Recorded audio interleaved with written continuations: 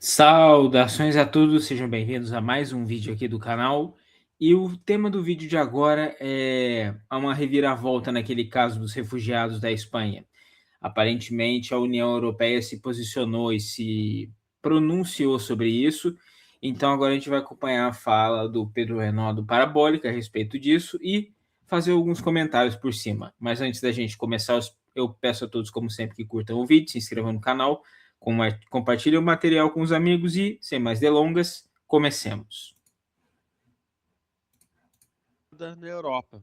Muitas críticas de países aí da União Europeia que levaram já, inclusive, a fechamento de fronteira com a Espanha, por conta dessa crise que está acontecendo, por conta dos invasores de Marrocos.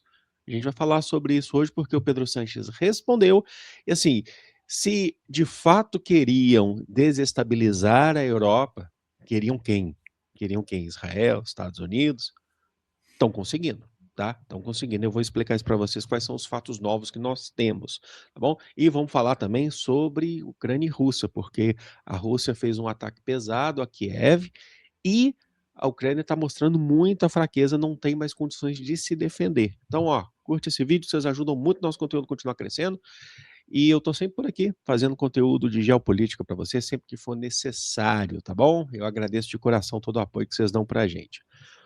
Vamos lá. Primeira coisa, a Espanha, o Pedro Sánchez, em declarações, ele está tendo que dar um monte de declaração. Ele chamou a posição de alguns países da Europa como uma posição egoísta, polarizadora e ilegal, por conta da questão dos mais de 60 mil invasores que chegaram a Ceuta, né?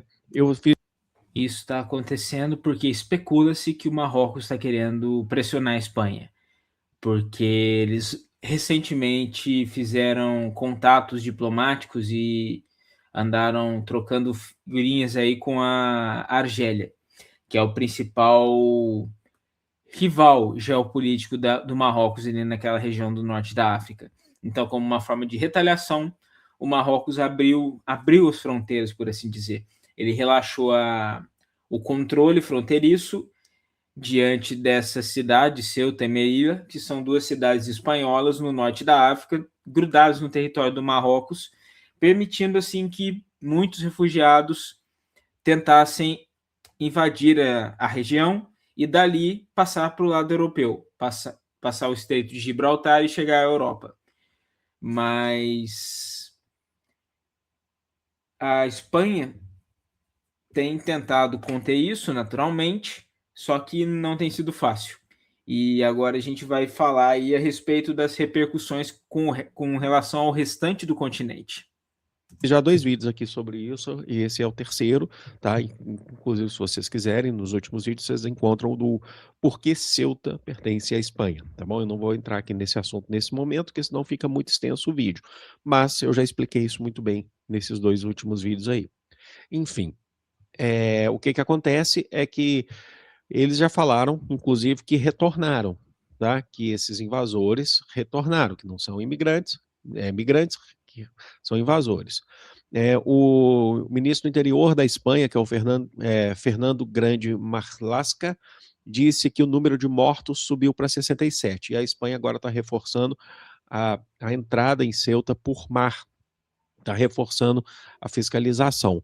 Acho que é interessante destacar aqui porque que a crítica aí do Pedro Sánchez falando sobre uma questão polarizadora. Vamos aos pontos, tá bom? Começou com a Giorgia Meloni, primeira-ministra italiana, de extrema direita, mas Essa aí que deve ser a criatura mais xenofóbica da cena política europeia atual.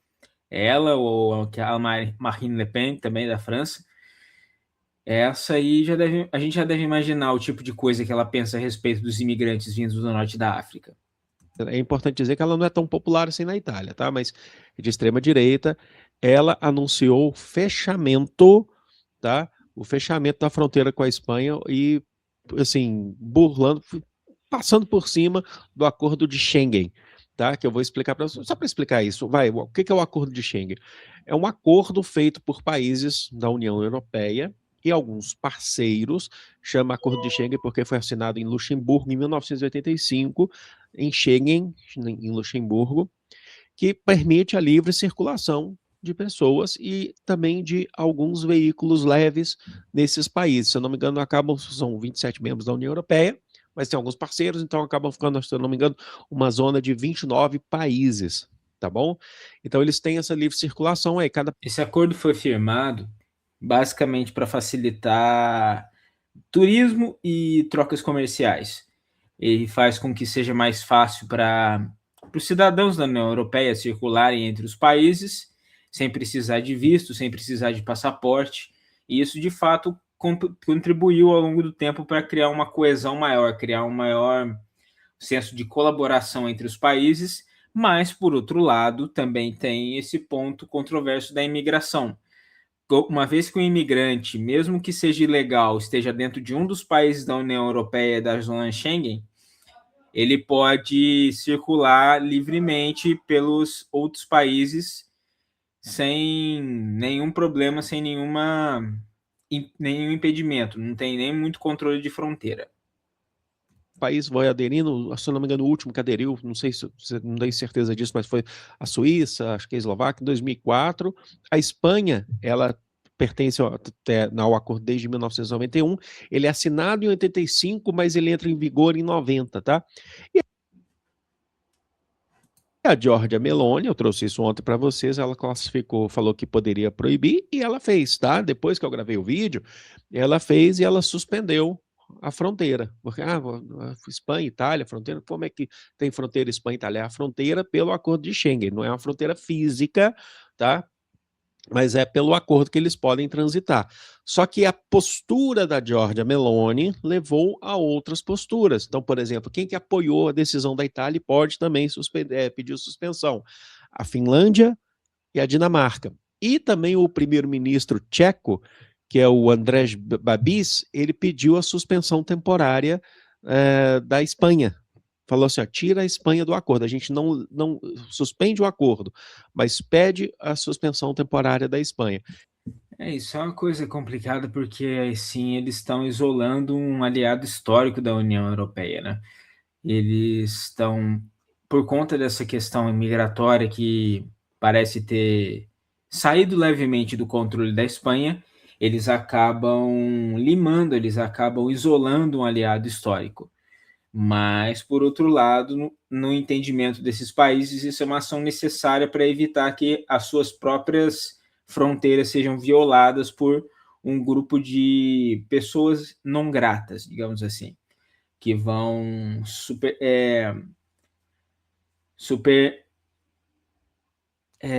ocupar e talvez. Nossa, eu esqueci, fugiu completamente a palavra aqui. Vão usar os recursos e os serviços desses países de forma usá-los até um limite além do sustentável. É isso que eu quero dizer, basicamente. Então é por isso que eles têm esse planejamento aí de excluir a Espanha da zona Schengen, pelo menos talvez seja uma questão temporária, não sabemos. Que ela é assinante, né, ela é signatária do acordo desde 1991, desde na época que ele foi assinado, porque se ele foi assinado em 85, ele entrou em vigor em 90, então assim, apenas 6 anos a Espanha entrou, tá? Então o Pedro Sánchez está tendo que dar um monte de explicações sobre isso, e uma delas, ele está dando coletivas, entrevistas sobre isso, falando sobre essa medida polarizadora, e uma delas foi no X, que ele falou, inclusive ele apontou o dedo, ele saiu apontando o dedo falando assim sobre questão de imigrantes irregulares de vários países, inclusive da Itália. Vamos dar uma olhada. A solidariedade e a empatia são opcionais. O respeito aos tratados europeus e aos dados, não. Número de entradas irregulares entre 2021 e 2026, segundo a Frontex. Pela Itália, 478.600. Pelos Balcãs Ocidentais, 340.600. Pela Grécia, 259.800. Pela Espanha, 234.760. E pela fronteira oriental, 48 mil. Não é hora de dividir, é hora de continuar construindo uma União Europeia forte e unida. Eu quero trazer o mapa aqui só para exemplificar o que ele está falando, porque ele está falando inclusive dessas entradas irregulares que vêm de continente africano e continente asiático. Tá? Ele está fazendo isso basicamente porque ele quer achar uma forma de não permitir que o seu país seja ostracizado. Ele está apontando o dedo para os outros países e dizendo: vocês estão recebendo mais imigrantes, mais imigração irregular do que eu. Então não faz o menor sentido me excluir, me colocar de lado, sendo que o problema maior tem a ver com vocês, não com a gente. Ele está dentro do papel dele, está fazendo o que se espera de um mandatário de um país, está tentando defender os seus interesses perante o quadro maior.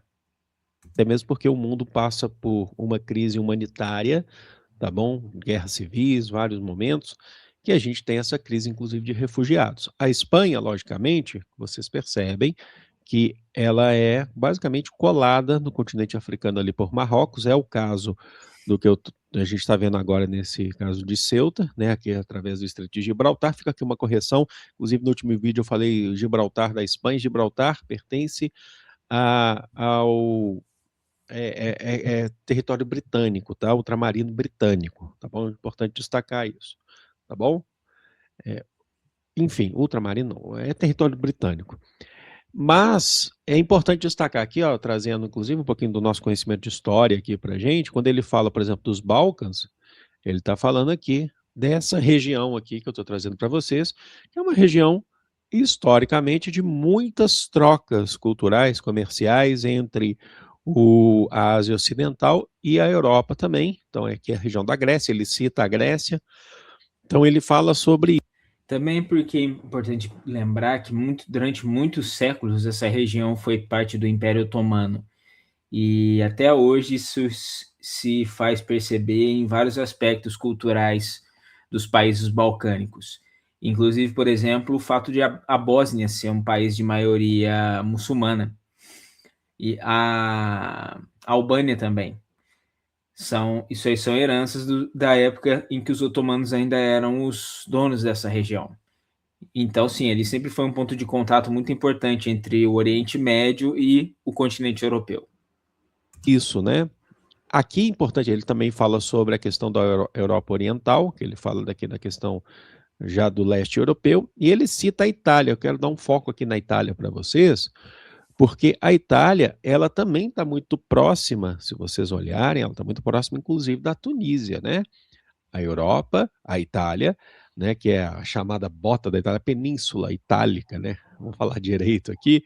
Ela está muito próxima, e a Itália, inclusive, é muito importante, só para explicar para vocês aqui, que para concepções, inclusive, de cultura oriental dentro da Europa. Se vocês não sabem, se não fosse, por exemplo, a cultura oriental, se não fosse, por exemplo, tanto do ponto de vista da Ásia Ocidental, de outras regiões, e também do norte da África, nós não teríamos o chamado renascimento cultural, né, o renascimento italiano, da forma que teve.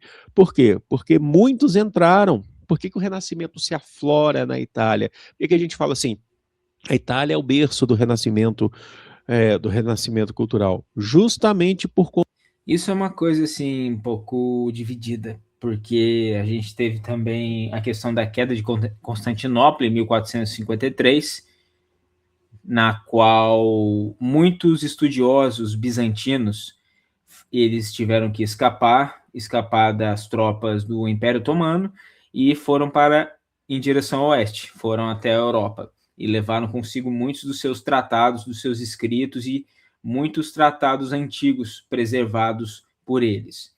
Mas a Renascença começou antes mesmo disso na Itália, graças à grande influência e grande intercâmbio cultural com o mundo islâmico. Isso é verdade, isso não dá para negar.